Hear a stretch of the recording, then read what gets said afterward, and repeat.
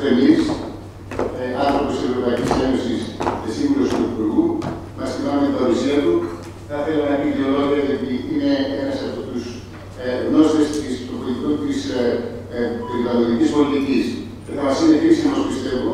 στο να αποκατασταθεί η δικαιοσύνη σε ό,τι αφορά το γνωστό πολιτικό διάταγμα για το οποίο έχει άποψη και ο Πρωθυπουργός.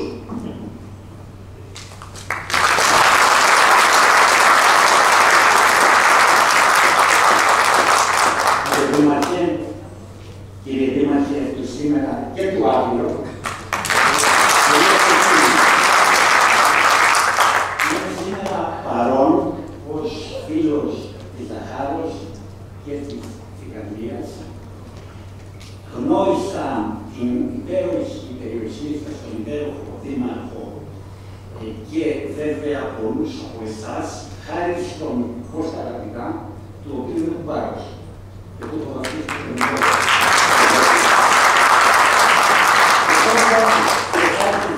Με τον Αντώνη Καπιτά που συγκρατεύεται στο ψυχοδέλτιο με τον Δήμαρχο.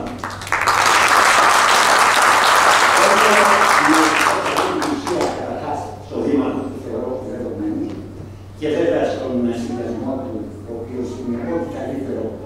έχει να παρουσιάσει η περιοχή σας. Και να σας πω ότι η περιοχή σας, ο Δήμος σας, δεν είναι μόνο μνημείο της φύσης με τον Καλιάφα, το δάσος, την Ζαχάρος, την πλούσια βιοποικιλότητα της περιοχής σας, αλλά και πολιτιστικό μνημείο με τον ναό του Επικούριου Αγρόνομα, που είναι και προστατευόμενο μνημείο της UNESCO. Και σας το λέω αυτό γιατί ο Πρωθυπουργός μου είχε να θέσει το ρόλο του συντονιστή της ελληνικής πρωτοβουλίας στα Ηνωμένα Έθνη, μια πρωτοβουλία που τρέχει η Ελλάδα με την UNESCO, τον Παγκόσμιο Οργανισμό Μετεωρολογίας και με την σύμβαση η οποία προστατεύει το κλίμα και θα κάνει και την επόμενη διάσκεψη για το κλίμα στο Ντουμπάι στο τέλος του Μαρτίου. Ηγούμε λοιπόν της πρωτοβουλίας αυτής, η οποία έχει στόχο να προστατεύσει την πολιτιστική κληρονομιά και τα μνημεία της φύσης από τις επιπτώσεις της κλιματικής αλλαγής. Μια κλιματική αλλαγή και μια κλιματική κρίση, κυρίες και κύριοι, η οποία ταρανίζει τη χώρα μας, την οποία ζήσαμε με τις πυρκαγιές, με τις πλημμύρες, με τα ακραία καιρικά φαινόμενα και είναι κάτι που δεν έχει τελειώσει ακόμη και βέβαια από την έννοια αυτή θεωρώ ότι η περιοχή σας πρέπει να προστατευτεί πολλαπλά τόσο για τα μνημεία της φύσης που έχει, όσο και για τον Επικούριο Απόλλωνα. Άλλωστε, ο Καλιάφας είναι και μνημείο της φύσης και πολιτιστικό μνημείο. Θέλω να πω δύο λόγια για αυτό το οποίο είπε ο Δήμαρχος.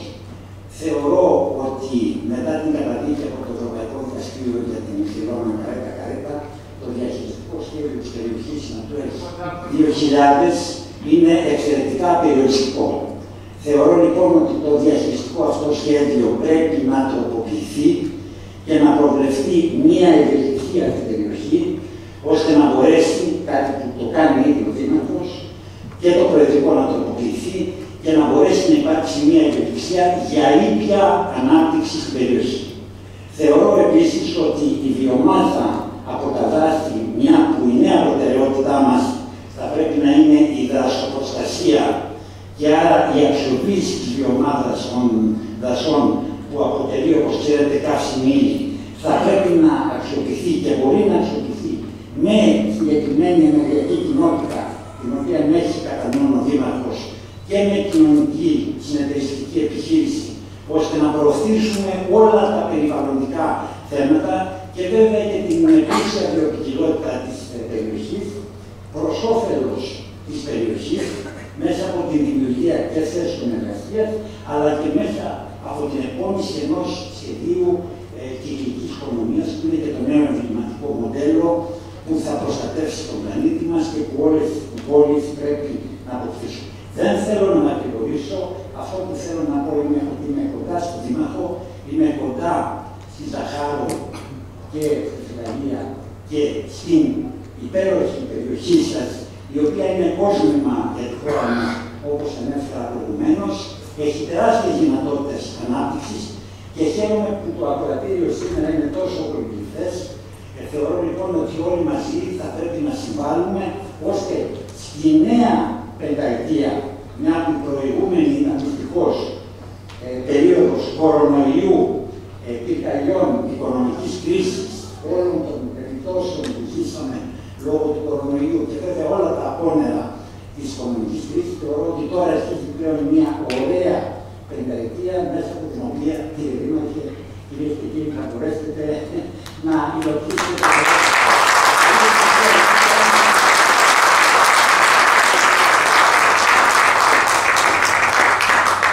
Είναι μεγάλη η τύχη να έχουμε σήμερα τον κύριο Κρεμλή εδώ, διότι τον ακούσαμε πως έχει γνώση της κατάστασης. Εμείς έχουμε γνώση επίσης της κατάστασης, η οποία βέβαια θα αναφερόμουν στο θέμα του πολιτικού διατάγματος, αλλά μια και μπήκε το θέμα, εγώ, αγαπητέ κύριε Κρεμλή, θεωρώ ότι η αυστηρή περιβαλλοντική νομοθεσία, η οποία έχει εφαρμοστεί με το γνωστό προεδρικό διάταγμα, το οποίο βέβαια έχει υπογραφεί από την πρόοδο της Δημοκρατίας, όμως είναι πολύ άδικο και στηρίζεται πάνω σε πολλά ψέματα που γνωρίζετε. Και μπορεί να το αποδειχθεί. Όχι, έχει αποδειχτεί ήδη, διότι να σας πω, εμένα με κατηγόρησαν, θα το έλεγα πολύ συνοπτικά, με κατηγόρησαν μαζί με άλλους 4 αντιδημάρχους και έναν πολίτη και δικαστήκαμε στο Τριμελές Ποινικό της Αθήνας. Η ποινήση ήταν από τον επικεφαλής της μελετητικής ομάδας, που όπως είναι γνωστό, η ειδική περιβαλλοντική μελέτη είναι αυτή πάνω στην οποία συντάσσεται ένα προεδρικό διάταγμα. Μας κατηγόρησαν λοιπόν ότι είμαστε συκοφάντες της μελέτης αυτής και αθωωθήκαμε μέσα σε λιγότερο από μία ώρα, πανψηφία από το δικαστήριο του Τριμελές της Ευελπίδων, και αυτό δείχνει ότι αυτά τα οποία είχαμε πει βέβαια, τα ψέματα, τα τερατώδη ψέματα τα οποία υπάρχουν σε αυτή την ειδική περιβαλλοντική μελέτη, θα πρέπει πλέον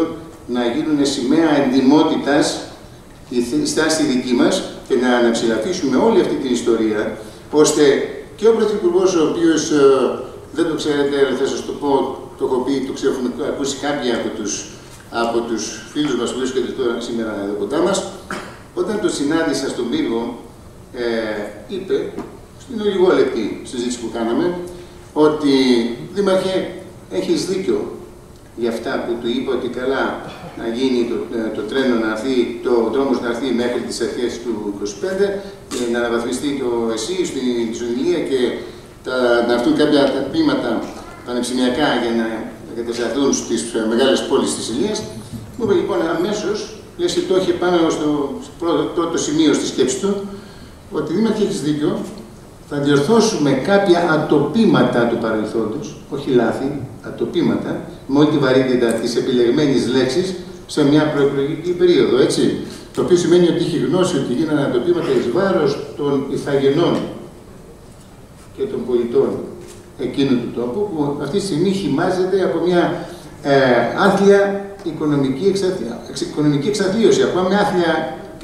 εικόνα και στο οικονομικό και στο κοινωνικό πλέον τομέα και επίπεδο. Είναι δηλαδή ένα θέμα σοβαρό και επίσης να σας πω ότι είναι εγκληματικό το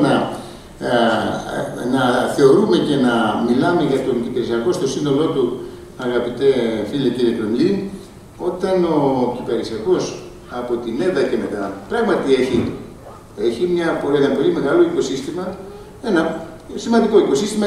καρέτα. Όμως από την Νότια Ηλία, από το Γιάννη Ξοχώρη, το ξέρετε, μέχρι και τον Αφιό έχει πολύ λίγες καρέτα και δεν έχει καταδικαστεί ποτέ. Άρα λοιπόν θα πρέπει με όλα αυτά τα στοιχεία τα οποία έχουμε και με εγώ πιστεύω ότι έχει θετική βούληση ο Πρωθυπουργός να το δει το ζήτημα, διότι και κάτι άλλο είναι πλέον κοινή γνώμη και άποψη σε πολιτικά και άλλα σημαντικά πρόσωπα στην Ηλία, ότι δεν υπάρχει αρχαία Ολυμπία, με σεβασμό και πολύ προσοχή, αλλά αυτό έτσι το λένε πλέον, στη λέξη υπάρχει, βεβαίως και υπάρχει και ένας μεγάλος μύθος και τεράστιο απόθεμα πολιτισμού και αρχαιολογικής προέλευσης, αλλά δεν δεν υπάρχει, αν δεν ανασάνει προς την παραλία. Και είναι η πρώτη φορά που η Περιφέρεια Δυτικής Ελλάδας έκανε μία κοινή, μία όχια, έτσι, αυτές τις ολοκληρωμένες χωρικές επενδύσεις, όπου βάζει Αρχαία Ολυμπία, Δήμο Ζαχάρος και Δήμο Κρέστινας μαζί.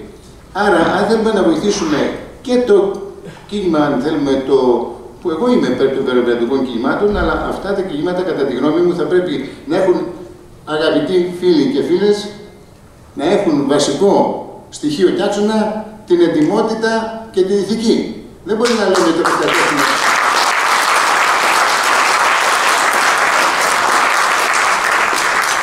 Χαίρομαι που συμφωνείτε όλοι.